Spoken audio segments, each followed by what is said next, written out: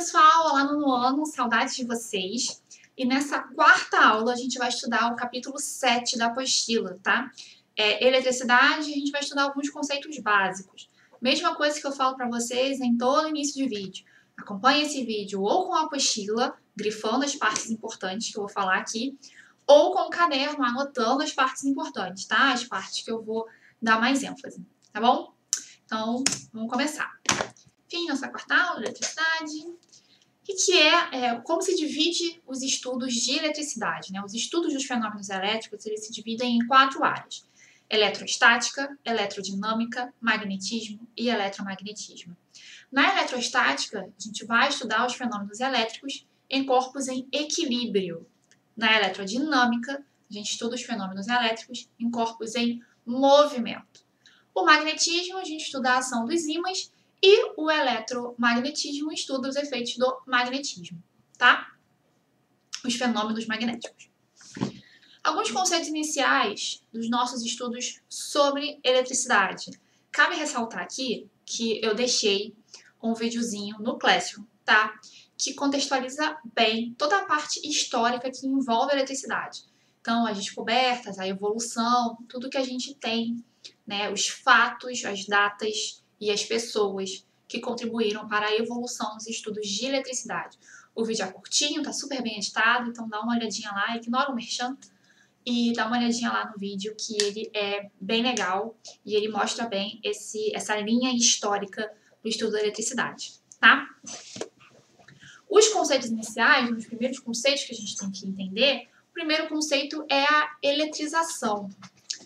Na verdade, os estudos de eletricidade, né, começam lá em Tales de Mileto, tá? Mais ou menos 25 séculos atrás, em que ele pega uma pedra de âmbar, âmbar é uma resina, né, um tom meio amarelado, e ele esfrega em um pedaço de lã e percebe que o âmbar ele atrai corpos leves, pedacinhos de papel, sabe, coisinhas levinhas.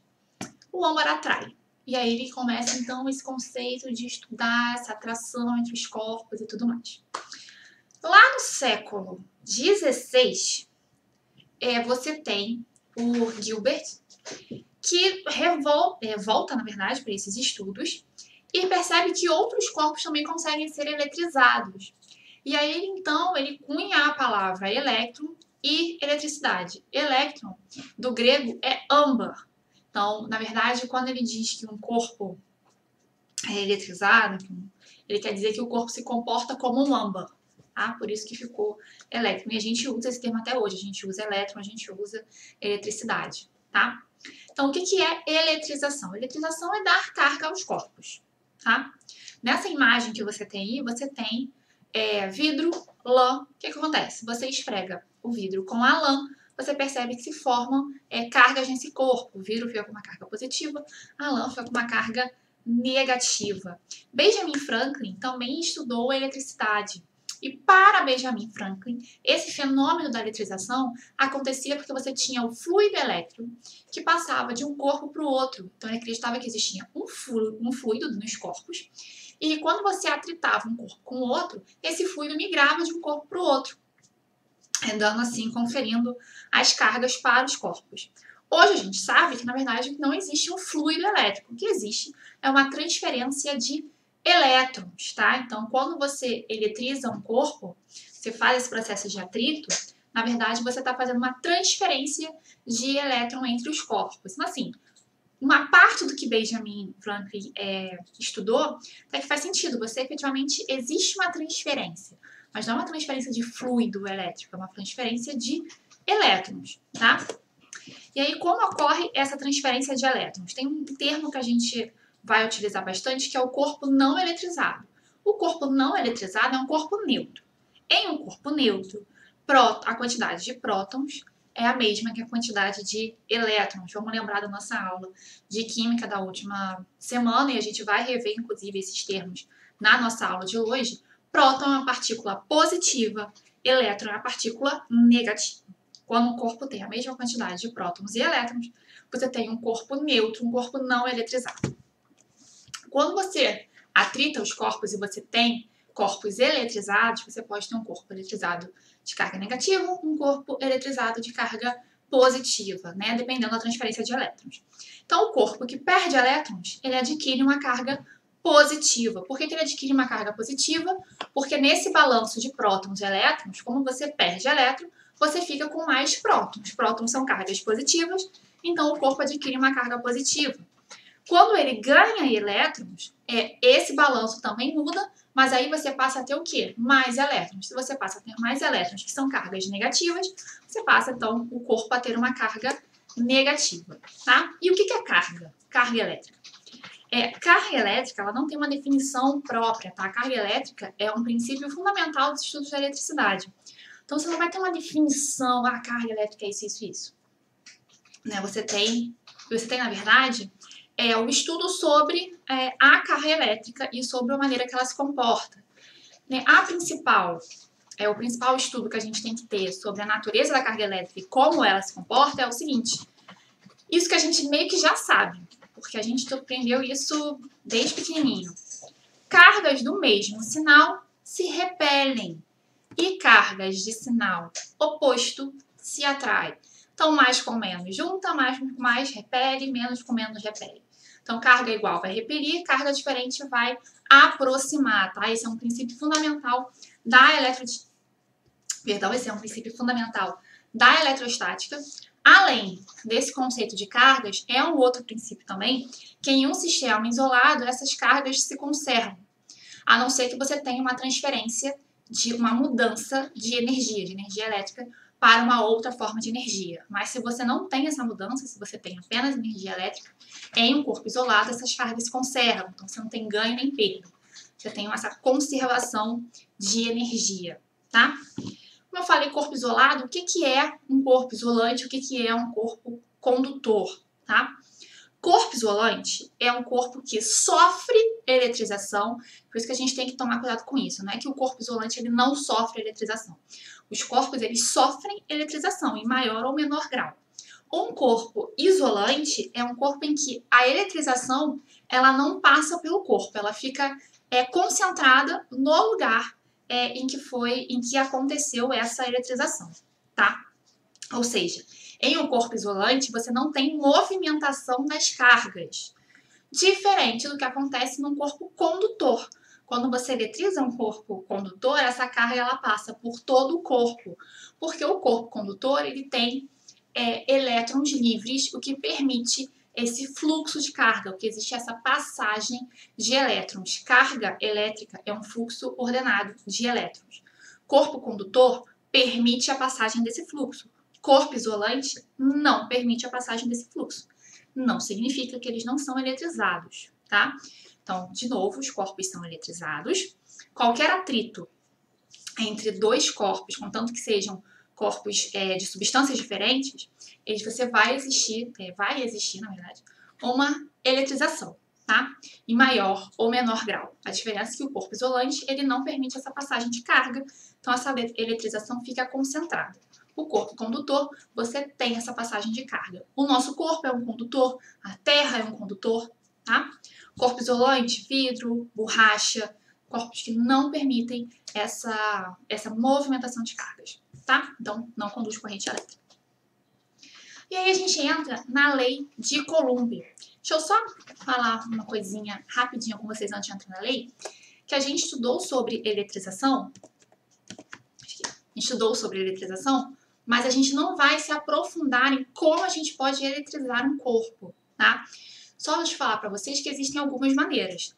A gente viu no vidro da lã, que a gente chama de eletrização por atrito. Você atrita dois corpos, os dois são eletrizados. Mas você tem outras formas de eletrização. Por indução, que é quando você aproxima um corpo eletrizado de um corpo neutro, e aí o corpo neutro adquire uma carga. Também pode ser por contato, quando você entra em contato, né? Um corpo eletrizado com um corpo neutro, e aí você eletriza o corpo neutro. A eletrização também pode acontecer por aquecimento ou por pressão. Geralmente acontece com cristais, como a turmalina, por exemplo. Quando você aquece ou quando você expõe esse cristal a uma determinada pressão, você tem uma eletrização desse corpo, tá? A gente não vai se aprofundar nesses estudos, nesses tipos de eletrização, mas é só para vocês saberem que não existe só eletrização por contato, tá? Ou por atrito, que foi o que a gente estudou ali com o vidro e com a lã. Então vamos para a lei de Coulomb. O que é a lei de Coulomb? É um enunciado um tanto quanto grande que diz o seguinte: a intensidade de força de ação mútua entre duas cargas elétricas pontiformes.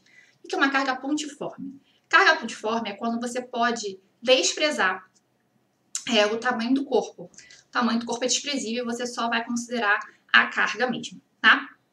Então, quando essas cargas elétricas pontiformes é diretamente proporcional ao produto dos valores absolutos das duas cargas e inversamente proporcional ao quadrado da distância entre elas.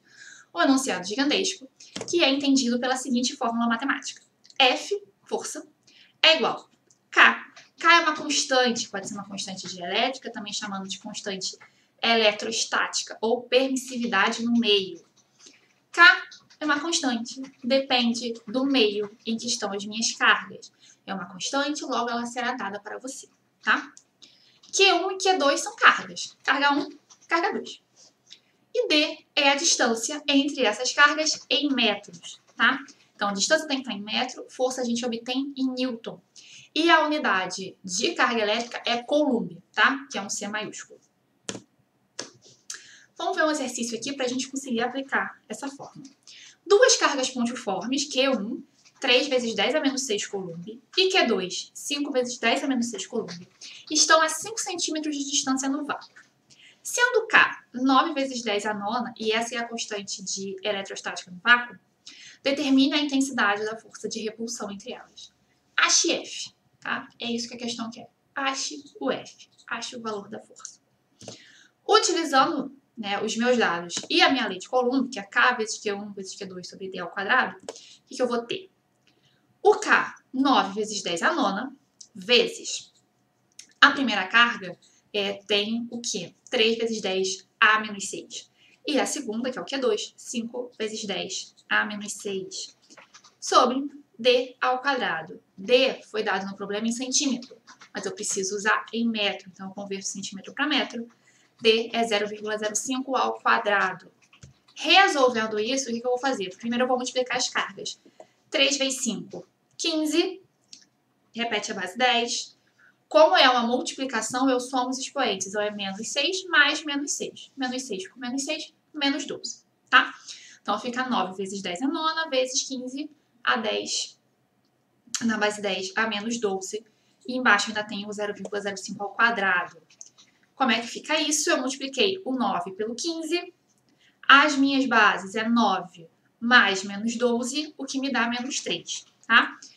Então, resolvendo essa minha divisão, eu acho 54 newtons, tá? Se vocês ainda têm alguma dificuldade com fazer cálculos na base 10, a gente resolve lá no Zoom, tá? Campo elétrico.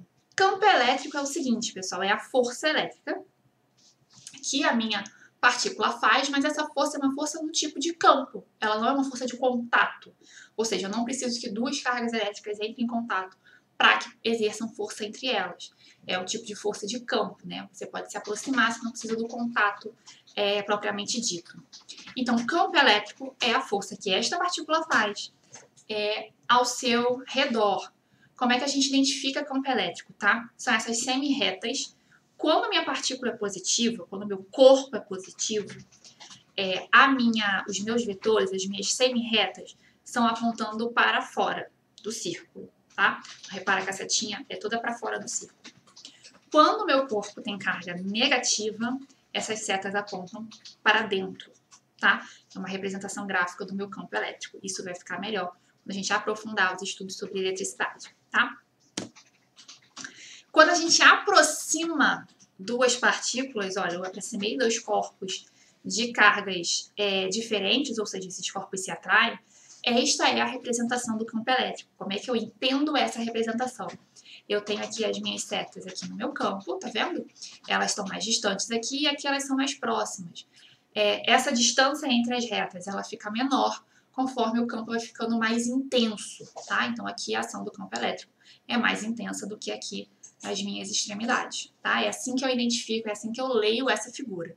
Tá? Neste momento, a gente vai se preocupar em entender o que é o campo elétrico e como é que a gente lê essas representações gráficas. Tá? Corrente elétrica. Corrente elétrica é um fluxo de elétrons, é um fluxo ordenado de elétrons. Como é que a gente mede corrente elétrica? Intensidade da corrente elétrica, que é o I, é igual a Q, que é a quantidade de carga, sobre ΔT, que é uma variação de tempo. Que unidades eu utilizo? Intensidade de corrente é dada por ampere, que é o A maiúsculo.